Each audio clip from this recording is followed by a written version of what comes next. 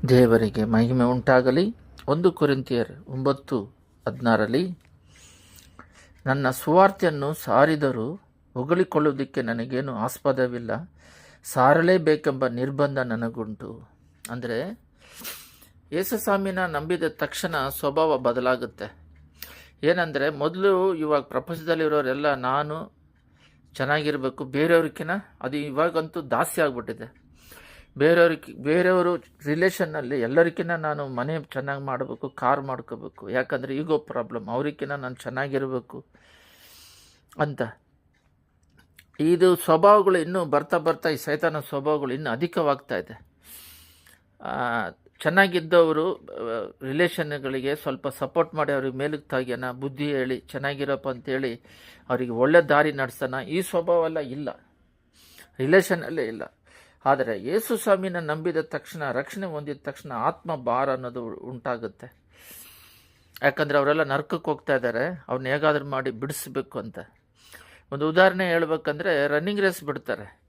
Running race ಬಿಟ್ಟರೆ ಎಲ್ಲರೂ ನಾನು ಫಸ್ಟು ಅಂತ ಹೇಳಿನೇ ಈ ವರ್ಲ್ಡ್ ಪೂರ್ತಿ ಇರೋದು. ಬಟ್ ಪರಲೋಕದ ರನ್ನಿಂಗ್ ರೇಸ್ ಹೆಂಗಂದರೆ, ಒಂದು 6ನೇ ಕ್ಲಾಸ್ ಮಕ್ಕಳು ಉದಾಹರಣೆಗೆ ರನ್ನಿಂಗ್ ರೇಸ್ ಓಡ್ತಾ ಇದ್ದಾರೆ ಅಂದರೆ, ಅವ್ರು ಲೈನಾಗಿ 1 2 3 ಅಂದಿದ ತಕ್ಷಣ ಲೈನಾಗಿ ಕೈ ಹಿಡ್ಕೊಂಡು ಓಡ್ತಾ ಇದ್ದಾರೆ. ಇದು ಪರಲೋಕದ ರನ್ನಿಂಗ್ ರೇಸ್, ಭೂಲೋಕದದ್ದಲ್ಲ. ಅವ್ರು ಎತ್ತ ತಂದೆ ತಾಯಿಗಳ ಕೂಗ್ತಾ ಇದ್ದಾರೆ, ಟೀಚರ್ಗಳು ಕೂಗ್ತಾರೆ, ಪ್ರಿನ್ಸಿಪಾಲ್ಗಳು ಬೇರೆಗಳು ಕೈ ಬಿಟ್ಟು ಓಡ್ರಿ ಅಂದ್ರೂ ಅವರು ಕೈ ಬಿಟ್ಟು ಓಡಿಲ್ಲ. ಅದರಲ್ಲಿ ಒಬ್ಬ ಚಿಕ್ಕ ಹುಡುಗಿ ಜಾರು ಬಿಟ್ಟರೆ ಪಕ್ಕದಾಗಿರೋ ಒಂದು ಹುಡುಗ, ಈ ಕಡೆ ಇರೋ ಒಂದು ಹುಡುಗಿ, ಆ ಕಡೆ ಈ ಕಡೆ ಕೆನ್ನೆಗೆ ಮುತ್ತು ಕೊಟ್ಟು ಅವ್ರನ್ನ ರಕ್ತ ಸೋರ್ತಿದ್ರು ಹಂಗೆ ಎಳ್ಕೊಂಡು ಅವ್ರನ್ನ ಎಲ್ಲ ಒಟ್ಟಿಗೆ ಹೋಗಿ ಕಾಲಿಡ್ತಾರೆ. ಅಂದರೆ ಎಲ್ಲರಿಗೂ ಪ್ರೈಸ್ ಬರಲಿ ಅಂತ. ಅಂದರೆ ಪರಲೋಕ ರಾಜ್ಯಕ್ಕೆ ಎಲ್ಲರೂ ಹೋಗೋಣ ಅಂತ. ಆದರೆ ಅಧಿಕವಾಗಿ ಪರಲೋಕ ರಾಜ್ಯಕ್ಕೆ ಹೋಗೋರು ಅಧಿಕ ಇಲ್ಲ. 99.9% ನರಕಕ್ಕೆ ಹೋಗೋರು ಅಧಿಕ, ಪರಲೋಕ ರಾಜ್ಯಕ್ಕೆ ಹೋಗೋರು ಕಮ್ಮಿ. ಇದನ್ನೇ ಸ್ವಾರ್ಥ ಅನ್ನೋದು ಇರುತ್ತೆ. ಪ್ರತಿಯೊಬ್ಬರಿಗೂ ಕಾರ್ ತಗೋಬೇಕು, ಅಕ್ಕದ ಪಕ್ಕದಲ್ಲಿ ತನ್ನನ್ನು ನೋಡಿದ್ರೆ ಹಣ ಇರೋದು ನೋಡಿ ನಮ್ಮನ್ನು ಗೌರವಿಸಬೇಕು, ನಮ್ಮನ್ನು ಹೆಚ್ಚಿಸ್ಕೊಳ್ಳೋದು, ಈಗೋ ಪ್ರಾಬ್ಲಮ್ ಇವೆಲ್ಲ ಇರುತ್ತೆ. ಆದರೆ ಒಂದು ವ್ಯಕ್ತಿ ದೇವ್ರು ನಂಬಿದ ತಕ್ಷಣ, ಅವನು ಬಡವನಾಗಿದ್ದರೂ ಕೂಡ, ರಿಲೇಷನ್ ಅವರು ಶ್ರೀಮಂತರಾಗಿರಲಿ, ಬಡವರಾಗಿದ್ದರೂ ಪರವಾಗಿಲ್ಲ, ಆ ಸ್ವಭಾವ ಬಿಟ್ಟು ಅವನಿಗೆ ಲೌಕಿಕವಾದ ಆಶೀರ್ವಾದಕ್ಕಿಂತ ಅವ್ರು ಚೆನ್ನಾಗಿರಲಿ, ಬಟ್ ಆತ್ಮಿಕದಲ್ಲಿ ಅವ್ರು ಚೆನ್ನಾಗಿದ್ದು ಪರಲೋಕ ರಾಜ್ಯಕ್ಕೆ ಬರಲಿ ಅಂಥೇಳಿ ಭಾರ ದಾಸ್ತಿ ಆಗುತ್ತೆ. ಅದು ನಮಗೆ ದೇವ್ರು ನಂಬ್ಕೊಂಡಿದ್ದ ತಕ್ಷಣ ಅದು ರಕ್ಷಣೆ, ಆನಂದ, ಆತ್ಮ ಭಾರ. ಇದಕ್ಕೆ ಮುಂಚೆ ನಾವು ದುಡಿಮೆ ಮಾಡಬೇಕು, ನಾನು ನನ್ನ ಒಳ್ಳೆಯ ರೀತಿಯಲ್ಲಿ ಡ್ರೆಸ್ಸು, ಮನೆ ಕಟ್ಟೋದು, ಮಕ್ಕಳನ್ನ ಓದಿಸೋದು, ಎಲ್ಲಾದರೂ ಫಂಕ್ಷನಿಗೆ ಹೋದರೆ ನನ್ನನ್ನು ಎಲ್ಲರೂ ಗೌರವಿಸಬೇಕು, ಇವೆಲ್ಲ ಇರ್ತವೆ. ದೇವ್ರು ನಂಬ್ಕೊಂಡಿದ್ದ ತಕ್ಷಣ ಯಾರು ಗೌರವಿಸ್ತಾರೋ ಗೌರವಿಸಲು ದೇವರು ನಮ್ಮನ್ನು ನಡೆಸ್ತಾ ಇದ್ದಾರೆ. ದೇವ್ರನ್ನ ಮೆಚ್ಚುಗೆಯಿಂದ ನಡೆದ್ರೆ ಸಾಕು. ರೆಸ್ಪೆಕ್ಟ್ ಕೊಟ್ಟರು ಕೊಡದೆ ಹೋದ್ರೂ ನಾವು ಅವ್ರ ಮೇಲೆ ದ್ವೇಷ ಇಟ್ಕೊಳ್ಳದೆ ಅವ್ರ ರಕ್ಷಣೆ ಹೊಂದಲಿ ಅಂತ ಭಾವನೆ ಬದಲಾಗುತ್ತೆ. ಅದೇ ರೀತಿಯಲ್ಲಿ 1 ಕೊರಿಂಥಿಯರ್ 9:16 ಏನಿದೆ ಅಂದರೆ, ಸಾರಲೇಬೇಕೆಂಬ ನಿರ್ಬಂಧ ನನಗುಂಟು, ನಾನು ಸುವಾರ್ತೆಯನ್ನು ಸಾರಬೇಕೆಂಬ ನಿರ್ಬಂಧ ನನಗುಂಟು. ಅಂದರೆ ಪ್ರತಿಯೊಬ್ಬರು ಯೇಸುಸ್ವಾಮಿ ನಂಬಿದ ತಕ್ಷಣ ಅವರ ಆರ್ಟಲ್ಲಿ ದೇವರು ಇದ್ದಾರೆ. ಅಂದರೆ ರಿಲಿಜಿಯಸ್ ಕ್ರಿಶ್ಚಿಯನ್ ಅಲ್ಲ, ಅವರು ಹೆಸರು ಕ್ರಿಶ್ಚಿಯನ್. ಈ ಕ್ಯಾಥಲಿಕ್ಕು, ಈ CSI ಮತ್ತು ಈ ಬೆಂದಗೋಸ್ ಅಂತ ಹೇಳ್ಕೊಂಡು ಈ ರಿಲಿಜಿಯಸ್ಗಳನ್ನ ಹೇಳ್ಕೊಂಡು ದೇವರು ಹೇಳ್ದಂಗೆ ನಡೀದೇ ಇರೋರು. ಅವರು ಬರೀ ಪ್ರೇಯರು ಮಾಡಲ್ಲ, ವಾಕ್ಯನೂ ಧ್ಯಾನಿಸೋದಿಲ್ಲ, ಪರಿಶುದ್ಧ ಅಂತ ಏನಂತ ಗೊತ್ತಿಲ್ಲ, ಮನಸ್ಸಾಕ್ಷಿ ಮಾತಾಡುತ್ತೆ, ಇದು ಮಾಡಬೇಡ ಇದು ಮಾಡಂತ, ಪಾಪವನ್ನು ಜಯಿಸ್ಕೊಂಡೇ ಜೀವಿಸೋದು. ಇಂಥ ಸ್ವಭಾವಗಳು ಏನು ಹೇಳಿದ ಹಾಗೆ ಅವರ ಜೀವನವನ್ನು ಅವರೇ ಇಷ್ಟ ಬಂದಂಗೆ ನಡೆಸ್ಕೊಂತ ರಿಲಿಜಿಯಸ್ ಕ್ರಿಶ್ಚಿಯನ್ ಆಗಿ ಪಾಪನೂ ಮಾಡ್ತಿರ್ತಾರೆ. ಒಂದು ಸಲ ದೇವ್ರ ಬಗ್ಗೆ ನಾನು ಈ ಕ್ರಿಶ್ಚಿಯನ್ ಅಂತ ಹೇಳ್ಕೊಂಡಿರ್ತಾರೆ. ಆ ಥರ ಅಲ್ಲ. ಅಂದರೆ ಒಬ್ಬ ವ್ಯಕ್ತಿ ಪಾಪದಿಂದ ಬಿಡುಗಡೆ ಆಗಿದ ತಕ್ಷಣ, ರಕ್ಷಣೆ ಹೊಂದಿದ ತಕ್ಷಣ, ಹಳೆ ಪಾಪಲ ತೊಳೆಯಲ್ಪಟ್ಟು ಅವನ ಮೇಲೆ ದೇವರ ಆತ್ಮ ಇಳಿದಿದ ತಕ್ಷಣ ಅವನ ಹೃದಯಾಂತರಾಳದಲ್ಲಿ ಆತ್ಮ ಭಾರ ಬರುತ್ತೆ. ಅವನಿಗೆ ಗೊತ್ತಿಲ್ಲದೆ ಇತರರಿಗೆ ಸುವಾರ್ತೆ ಹೇಳ್ತಾರೆ. ಅದನ್ನು ಈ ಕರ್ನಾಟಕದಲ್ಲಿ ಮತ ಬದಲಾಯಿಸ್ತಾರೆ ಅಂತಾರೆ, ಹೊಡಿತಾರೆ. ಆ್ಯಕ್ಚುಲಿ ಅವನು ಏನಕ್ಕೆ ಹೋಗಿ ಹೇಳಬೇಕು? ಹೇಳದೇ ಇದ್ದರೆ ಅವನು ಸುಮ್ಮನೆ ಇದ್ದರೆ ಅವನು ಹೊಡಿಯೋದು ಗಿಡಿಯೋದು, ಮತ ಆದರೆ ಏನು, ಮತ ಎಲ್ಲಿದ್ರೇನು, ಅವ್ರ ಮತ ಅನ್ನೋದು ಆದರೆ ಏನು, ಆಗದಿದ್ರೇನು, ಮನಸ್ಸು ಪಾಪದ ಕಡೆಯಿಂದ ಬಿಡುಗಡೆ ಆಗಿ ಸಮಾಧಾನವೆಂಬ ಒಂದು ದೈವಿಕ ಸಮಾಧಾನವನ್ನು ಪಡ್ಕೊಂಡು ಪರಲೋಕ ರಾಜ್ಯಕ್ಕೆ ಹೋಗುವ ದಾರಿ ತೋರಿಸ್ಕೊಡೋದು. ನಾನೇ ಮಾರ್ಗವು ಸತ್ಯವು ಜೀವಂತ ಯೇಸುಸ್ವಾಮಿ ಹೇಳಿದ್ದಾರೆ. ಆ ಮಾರ್ಗವನ್ನು ತಿಳಿಸ್ಕೊಡೋದಕ್ಕೆ ಸುವಾರ್ತೆ ಸಾರಬೇಕು. ಅದು ಸುಮ್ಮನೆ ಯಾರು ಸಾರೋದಿಲ್ಲ. ಅದಕ್ಕೋಸ್ಕರ ಎಷ್ಟೋ ಜನ ಪ್ರಾಣ ತ್ಯಾಗ ಮಾಡಿದ್ದಾರೆ ಸುವಾರ್ತೆ ಹೇಳೋದಕ್ಕೋಸ್ಕರ.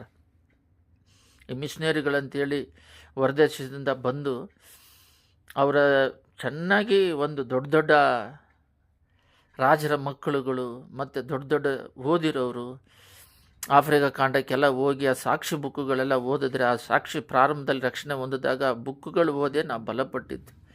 ಕಾಬು ಅಂತ ಹೇಳಿ ಭಾಳ ಜನಗಳು ಹೆಸರುಗಳು ಹೇಳಿದ್ರೆ ನಮ್ಮ ಇಂಡಿಯಾ ದೇಶಕ್ಕೆ ಎಷ್ಟೋ ಧರಾಮ್ ಜಡ್ಸನ್ನು ಭಾಳ ಜನಗಳು ಮಿಷನರಿಗಳು ಬಂದು ರಕ್ತ ಸಾಕ್ಷಿಯಾಗಿ ಇಲ್ಲಿ ಪ್ರಾಣ ಕೊಟ್ಟಿದ್ದಾರೆ. ಎಷ್ಟೋ ಜನಗಳು ಬಂದು ಅವ್ರನ್ನ ಸೇರಿಸ್ಕೊಳ್ಳೋದಾಗೆ ಅವ್ರನ್ನೆಲ್ಲ ಹೊಡೆದಿದ್ದಾರೆ.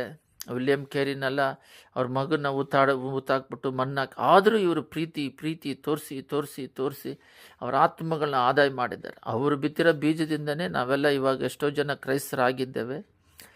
ಕ್ರೈಸ್ತರಂದ ದೇವ್ರನ್ನ ವೆಂಬಡಿಸುವಂಥವ್ರು.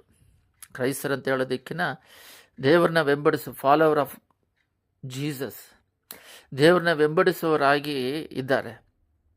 ಅದಕ್ಕೆ ಕಾರಣ ಬಂದು ಎಷ್ಟೋ ಜನ ರಕ್ತ ಸಾಕ್ಷಿಯಾಗಿ ಪ್ರಾಣ ಕೊಟ್ಟವರು. ಅವರು ಬೀಜ ಬಿತ್ತಿದ್ದಕ್ಕೆ ಅವರು ಬಂದು ಪ್ರಾಣ ತ್ಯಾಗ ಮಾಡೋದಕ್ಕೆ ಇವಾಗ ನಾವು ಆ ದೇವರನ್ನು ನಂಬ್ಕೊಂಡಿದ್ದೀವಿ. ಅದರಿಂದ ನಾನು ಸುವಾರ್ತೆಯನ್ನು ಸಾರಲೇಬೇಕಪ್ಪ ನಿರ್ಬಂಧ ನನಗುಂಟು. ಪ್ರತಿಯೊಬ್ಬರು ಸಾರಲೇಬೇಕು. ಇಲ್ಲೇನಾಗಿದೆ, ಎಲ್ಲರಿಗೂ ಗೊತ್ತು ಮರಣ ಅನ್ನೋದು 60, 70, 80 ಬಂದೇ ಬರುತ್ತೆ ಅಷ್ಟರೊಳಗೆ ಅಂತ. ಆದರೆ ಇಷ್ಟರೊಳಗಡೆ ಇಲ್ಲಿ ಲೋಕಕ್ಕೆ ಬಾಳೋದಕ್ಕೆ ನಮಗೆ ಬಿಟ್ಟಿದ್ದಾರೆ. ಅದು ನೀಡನ್ನು ಪ್ರೊವೈಡ್ ದೇವರು ಮಾಡ್ತಾರೆ ಆ ತಕ್ಕ ಸಮಯಕ್ಕೆ. ಅವ್ರು ಲೋಕವನ್ನು ಸೃಷ್ಟಿ ಮಾಡಿ ಮನುಷ್ಯನ ಇಟ್ಟವ್ರಿಗೆ ಇಷ್ಟೆಲ್ಲ ಅವ್ರಿಗೆ ಹಣ್ಣು, ತರಕಾರಿ, ನೀರು, ಗಾಳಿ ಎಲ್ಲ ಉಚಿತವಾಗಿ ಕೊಟ್ಟಿರುವ ದೇವರು. ಇವಾಗೆಲ್ಲ ದುಡ್ಡು ಬಂದಿದೆ, ಅವಾಗ ಫ್ರೀಯಾಗಿ ಎಲ್ಲವನ್ನು ಅನುಭವಿಸೋದಕ್ಕೆ ಕೊಟ್ಟ ದೇವರು, ಅವಶ್ಯಕತೆಗಳನ್ನ ಕೊಟ್ಟ ದೇವರು ನಮ್ಮನ್ನು ಪರಾಮರಿಸದೇ ನಡೆಸ್ತಾರೆ. ಆದರೆ ನಮ್ಮನ್ನು ಆತ್ಮಿಕ ಜೀವನ ನಡೆಸಿ ಪರಲೋಕ ರಾಜ್ಯ ಅದು ಸಿಗದೇ ಇರೋ ನಿತ್ಯ ಅದು. ಅದಕ್ಕಾಗಿ ಭೂಲೋಕದಲ್ಲಿ ತೌಕ ಪಡೋರನ್ನ ಯಾರು ಅದಕ್ಕಾಗಿ ರಕ್ತ ಸಾಕ್ಷಿಯಾಗಿ ಮರಣ ಒಬ್ಬರು ದೇವರು ಹೇಳಿದ್ದಾರೆ, ನಿಮ್ಮನ್ನು ಯಾರಾದರೂ ಕೊಲೆ ಮಾಡಿದ್ರೆ ಅವನು ಶರೀರವನ್ನು ಕೊಳ್ಳವನಿಗೆ ಎದುರಬೇಡ್ರಿ, ಶರೀರವನ್ನು ಆತ್ಮನು ಕೊಳ್ಳವನಿಗೆ ಎದುರ್ರಿ ಅಂತ ದೇವರು ಹೇಳಿದೆ. ಅಂದರೆ ಆತ್ಮವನ್ನು ಯಾರು ಸಾಯಿಸೋಕ್ಕಾಗಲ್ಲ. ಚಾಕಿಟ್ಟು ಕೊಯ್ದರೆ ಶರೀರದಿಂದ ಆತ್ಮವನ್ನು ಬೇರ್ಪಡಿಸ್ತಾರಷ್ಟೇ. ಆತ್ಮಕ್ಕೆ ಮರಣ ಎಲ್ಲಿ? ಆತ್ಮನ ಹೆಂಗೆ ಸಾಯಿಸೋಕ್ಕಾಗುತ್ತೆ? ಅದು ಪಾಪ ನಮ್ಮನ್ನು ನಾವೇ ಸಾಯಿಸ್ಕೊಂತೀವಿ. ಹೆಂಗಂದರೆ ವೇದನೆಗಳಿಂದ ಇಲ್ಲಿ ಲೋಕದಲ್ಲಿ ಜೀವಿಸ್ಬೇಕಾದ್ರೆ ಸತ್ತ ಮೇಲೆ ಪಾಪದಿಂದ ನರಕಕ್ಕೆ ಹೋಗ್ತೀವಿ. ಅದರಿಂದ ನಾವೇ ಅದನ್ನು ಕೆಡಿಸ್ಕೊಂತೀವಿ. ಅದು ಯಾರು ಕೆಡ್ಸೋಕ್ಕಾಗೋದಿಲ್ಲ. ಕೆಟ್ಟರ ಸಹವಾಸ ಮಾಡ್ದಂಗೆ ದೇವ್ರ ಐಕ್ಯತೆ, ದೇವ್ರ ಮಕ್ಕಳ ಐಕ್ಯತೆ, ಅದಕ್ಕೆ ಸಂಘ ಅಂತ ಸಭೆ ಅಂತ ಕೊಟ್ಟಿದ್ದಾರೆ. ಇದರ ಐಕ್ಯತೆಯಿಂದ ಬೆಳೆದು ಪರಲೋಕ ರಾಜ್ಯಕ್ಕೆ ಹೋಗ್ಬೇಕು. ನಾವು ಹೋಗೋದಲ್ಲ, ನಾವು ಸಿದ್ಧರಾಗೋದಲ್ಲ, ಇತರನ್ನು ಸಿದ್ಧ ಮಾಡಬೇಕು. ಇಲ್ಲಿ ಎಷ್ಟು ಚೆನ್ನಾಗಿದೆ ನೋಡ್ರಿ. ನಾನು ಸುವಾರ್ತೆಯನ್ನು ಸಾರಲೇಬೇಕೆಂಬ ನಿರ್ಬಂಧ ನನಗುಂಟು, ಸಾರದಿದ್ದರೆ ನನ್ನ ಗತಿಯನ್ನು ಏನು ಹೇಳಲಿ. ಅಂದರೆ ಪೌಲನು ಹೇಳ್ತಾ ಇದ್ದಾರೆ, ಪ್ರತಿಯೊಬ್ಬರು ಸುವಾರ್ತೆ ಸಾರಲೇಬೇಕು, ಸಾರದೇ ಇದ್ದರೆ ಅವ್ರ ಗತಿ ಏನು ಹೇಳಲಿ ಅಂತ. ಇವಾಗ ದೇವರನ್ನ ಅವರು ಮನಪೂರ್ವಕವಾಗಿ ಅವರು ಸ್ತುತಿಸೋದಿಲ್ಲ, ದೇವ್ರನ್ನ ನಂಬೋದಿಲ್ಲ. ಏನೋ ಭಾನುವಾರ ಹೋದರೆ ಹೋಗ್ತಾರೆ, ಇಲ್ಲದ್ರೆ ಫಂಕ್ಷನ್ ಇದ್ದರೆ ಹೋಗಲ್ಲ. ಇರಲಿ ಒಂದು ಸಂಪ್ರದಾಯ, ಅಲ್ಲಿ ಹೋಗಿ ಒಂಥರ ಎದ್ದೊಳೋದು, ಕೂತ್ಕೊಳ್ಳೋದು, ಏನೋ ಪ್ರಭುರಾತ್ರಿ ಭೋಜನ ಅಂತಾರೆ, ಅದನ್ನು ಬಂದು ಕೇರ್ಲೆಸ್ ಆಗಿ ತಗೊಳ್ಳೋದು. ಅದು ಕಮ್ಯುನಿಯನ್ ಅಂತ ಹೇಳ್ತಾರೆ ಇಂಗ್ಲೀಷಲ್ಲಿ. ಅದನ್ನು ಕೇರ್ಲೆಸ್ ಆಗಿ ತಗೊಳ್ಳೋದು, ಒಂದು ಭಯಭಕ್ತಿ ಇಲ್ಲ, ಪಾಪವನ್ನು, ಅದು ಬೈಬಲಲ್ಲಿ ಸ್ಪಷ್ಟವಾಗಿದೆ. ಯಾರಾದರೂ ಅಪಾದವಾಗಿ ತೆಗೆದ್ರೆ ಅವರಿಗೆ ಮರಣ ಅಂದರೆ ಶಾಪ ಬಂದು ನರಕಕ್ಕೆ ಹೋಗ್ತಾರೆ ಅಂತಲೂ ಇದೆ. ಕಾಯಿಲೆಗಳು ಬರ್ತಾವಂತನೂ ಇದೆ ಕೊರಿತ್ಯರಲ್ಲಿ, 1 ಕೊರಿತ್ಯರಲ್ಲಿ. ಅದರಿಂದ ದೇವರ ಭಯಭಕ್ತಿಯಿಂದ ನಡ್ಕೊಳ್ಳೋರು ಇಲ್ಲ.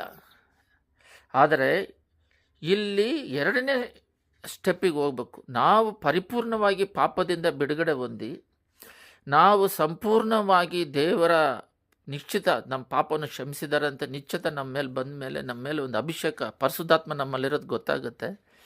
ಅವರು ಪ್ರೇಯರ್ ಮಾಡೋಕ್ಕೆ ನಮ್ಮನ್ನು ಪ್ರೇರೇಪಿಸ್ತಾರೆ, ವಾಕ್ಯ ಓದೋದಕ್ಕೆ, ತಪ್ಪು ಇಲ್ಲ ಅಂತೇಳಿ ಮೈಂಡಲ್ಲಿ ಬೋಧಿಸ್ತಾರೆ, ಜ್ಞಾನ ಸಿಗುತ್ತೆ, ಸಮಾಧಾನ ಸಿಗುತ್ತೆ, ಭಯ ಹೊರ್ಟೋಗುತ್ತೆ. ಇದರಲ್ಲಿ ಗೊತ್ತಾಗುತ್ತೆ ನಮಗೆ ಸ್ಪಿರಿಟಲ್ಲಿ. ಇದಿಷ್ಟಿಲ್ಲದೆ ನಮಗೆ ಗೊತ್ತಿಲ್ಲದೇ ಇತರರಿಗೆ ಸುವಾರ್ತೆ ಸಾರ್ತೀವಿ. ಬೇರೆಯವ್ರನ್ನ ಬಿಡುಗಡೆ ನರಕಕ್ಕೆ ಹೋಗ್ತಾ ಇದ್ದಾರಲ್ಲ ಅಂತ, ಅದರಲ್ಲಿ ಅವ್ರು ಓಡಿದ್ರು ಸೇರಿ ಸಹಿಸ್ಕೊಂಡು ಹೆಂಗೂ ನಾ ಪರಲೋಕ ರಾಜ್ಯಕ್ಕೆ ಹೋಗ್ತೀವಿ, ಅವ್ರನ್ನಾದ್ರೂ ಕರ್ಕೊಂಡು ಹೋಗೋಣ ಅಂತ ಆ ಪ್ರೀತಿ ಅನ್ನೋದು ಬಂದ್ಬಿಡುತ್ತೆ. ಈಗ ಆಟೋಮೆಟಿಕ್ ಆಗಿ ಬಂಧುಗಳು, ಅಕ್ಕದ ಪಕ್ಕದಾಗಿರೋ ನೇಬರ್ಸ್ಗಳು, ಮತ್ತು ಕೆಲಸ ಮಾಡೋ ಜಾಗಗಳು, ಆಮೇಲೆ ಎಲ್ಲಿ ಹೋದ್ರೂ ನಮಗೆ ಗೊತ್ತಿಲ್ಲದೆ ನಾವು ಆತ್ಮ ಭಾರ ಉಳ್ಳವರಾಗಿ ಅವರಿಗೆ ಸುವಾರ್ತೆ ಹೇಳುವವರಾಗಿ ಮಾರ್ಪಡ್ತೀವಿ. ಇದಕ್ಕೆ ಕಾರಣ ಏನಂದರೆ ಪರಿಶುದ್ಧಾತ್ಮ ನಮ್ಮಲ್ಲಿ ಇದ್ದಾರೆ, ಇದೇ ಗುರುತು. ಆದರೆ ಅವ್ರನ್ನೇ ಪಾಪ ಮಾಡಿಕೊಂಡು ನನಗೆ ಅದಿಲ್ಲ ಇದಿಲ್ಲ, ಅದು ಕೊಡ್ರಿ ಇದು ಕೊಡ್ರಿ ಅಂತ ಹೇಳ್ತಾ ಇರ್ತಾರೆ. ಪಾಪ ಇರೋರಿಗೂ ದೇವರಿಗೂ ಸಂಬಂಧನೇ ಇಲ್ಲ. ಅವ್ರು ಪರಿಶುದ್ಧವಾದ ದೇವರು. ಪಾಪದಿಂದ ಬಿಡುಗಡೆ ಆದರೆ ಅವ್ರು ಬ್ಲೆಸ್ ಮಾಡ್ತಾರೆ.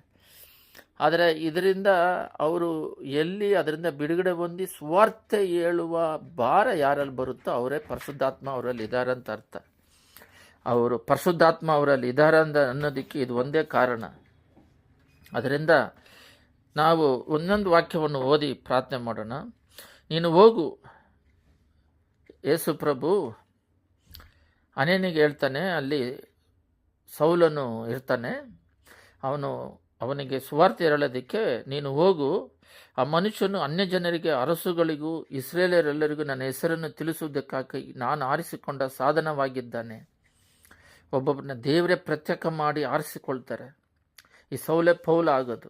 ಅನೇನಿಗೆ ಹೇಳ್ತಾನೆ, ನೀನು ಹೋಗು, ಅವನ ಅನ್ಯ ಜನಗಳಿಗೂ, ಅರಸರುಗಳಿಗೂ, ರಾಜರುಗಳಿಗೂ, ಇಸ್ರೇಲ್ ಜನರಿಗೂ ನನ್ನ ಹೆಸರನ್ನು ಹೇಳಿ ಅಂತ ಹೇಳಿ ದೇವರು ಹೇಳ್ತಾರೆ. ಆ ರೀತಿಯಾಗಿ ಪ್ರತಿಯೊಬ್ಬರೂ ಹೊಟ್ಟೆ ಒಳಗೆ ಹುಟ್ಟಕ್ಕೆ ಮುಂಚೆ ಯೇಸ್ವಾಮಿ ನಂಬಿದ್ದೀವಿ ಅಂದರೆ ಸುವಾರ್ತೆ ಹೇಳಲೇಬೇಕು. ಸೋಷಿಯಲ್ ಸರ್ವಿಸ್ ಬಂದು ದೇವರವ್ರಿಗೆ ನಾವು ಕೊಟ್ಟಿದ್ದರಲ್ಲಿ ಕೊಡ್ತೀವಿ ಅಷ್ಟೇ. ಆರೋಗ್ಯ ಕೊಟ್ಟಿದ್ದಾರೆ ದುಡಿಮೆ ಮಾಡೋದ್ರಲ್ಲಿ, ಅದರಿಂದ ಅಲ್ಲ. ಮೇಯ್ನಾಗಿ ಆತ್ಮಗಳು ಸುವಾರ್ತೆ ಹೇಳಿ ನರಕಕ್ಕೆ ಹೋಗ್ತಾರೆ, ಆತ್ಮಗಳನ್ನ ಬಿಡುಗಡೆ ಮಾಡಿ ಪರಲೋಕ ರಾಜ್ಯಕ್ಕೆ ನಡೆಸಬೇಕು. ಇದನ್ನು ನಡೆಸ್ದಾಗೆ ತನ್ನ ಸ್ವಾರ್ಥಕ್ಕಾಗಿ ಜೀವಿಸೋರು ಹೆಚ್ಚಾಗಿದ್ದಾರೆ ಈಗೋ ಪ್ರಾಬ್ಲಮಿಂದ. ಇದು ಅವ್ರ ಸಂಪೂರ್ಣವಾಗಿ ರಕ್ಷಣೆ ಹೊಂದಿಲ್ಲ ಅಂತಲೇ ಅರ್ಥ. ಅವರು ದೇವರ ಬಗ್ಗೆ ಹೇಳಿಲ್ಲ ಅಂದರೆ ಅವರಿಗೆ ಯೇಸ್ವಾಮಿ ಗೊತ್ತಿಲ್ಲ, ಹೋಲಿ ಸ್ಪಿರಿಟ್ ಇಲ್ಲ ಅಂತ.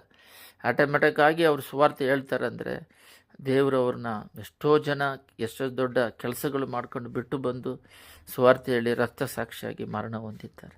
ಅವ್ರು ಹೊಂದಿದ್ರು ಪರಲೋಕ ರಾಜ್ಯದಲ್ಲಿ ಇರ್ತಾರೆ. ದೇವರು ಅದು ನಿತ್ಯ, ಅದು ಯಾವಾಗಲೂ ಇರುವಂಥದ್ದು. ಇದು ಬರೀ 70-80 ಇದಕ್ಕಿಷ್ಟೆಲ್ಲ ಒದ್ದಾಡ್ತೀವಿ.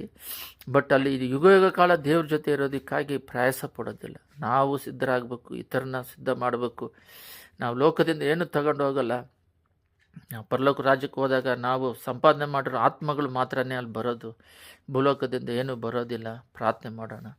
ಸ್ತುತಿಮಧ್ಯದಲ್ಲಿ ನಿವಾಸ ಮಾಡುವ ಪರಲೋಕ ತಂದೆಯೇ, ಒಂದು ಸಲ ನಾವು ಪಾಪದಲ್ಲಿ ಇದ್ದೀವಿ, ಈಗ ಬಿಡುಗಡೆ ಆಗಿ ನಾವು ಪರಲೋಕ ರಾಜ್ಯಕ್ಕೆ ಸಿದ್ಧರಾಗ್ತಾ ಇದ್ದೀವಿ. ಇತರನ್ನು ಸಿದ್ಧ ಮಾಡಿ, ಒಬ್ಬರೇ ನಾವು ಬರೆದಾಗೆ ಇತರನ್ನು ಕೂಡ ಸಿದ್ಧ ಮಾಡಿ ಪರಲೋಕ ರಾಜ್ಯಕ್ಕೆ ಬರೋದಕ್ಕೆ ಅಪ್ಪ ಆತ್ಮದಲ್ಲಿ ಆ ಭಾರವನ್ನು ಹುಟ್ಟಿಸಿ ನಮ್ಮನ್ನು ನಡೆಸ್ತಿರೋದಕ್ಕಾಗಿ ಸ್ತೋತ್ರ.